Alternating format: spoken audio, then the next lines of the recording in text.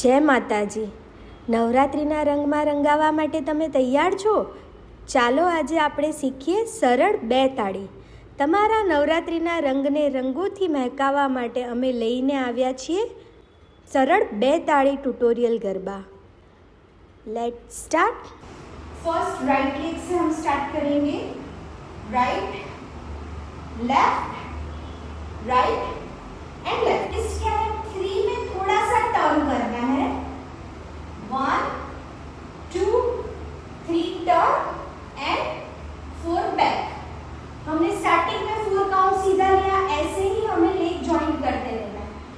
Same हमें 3 और 4 में भी लेना है. 3 हम आगे जाएंगे, 4 हम पीछे जाएंगे. सिर्फ हमें इतना बेसिक याद रखना है, ये हमें लेग ज्वाइन करते रहना है. Right, 1 2 3 and 4. ओके, अभी हमें 2 और 4 में क्लैप लेनी है इसके साथ. 1 2 3 एंड 4.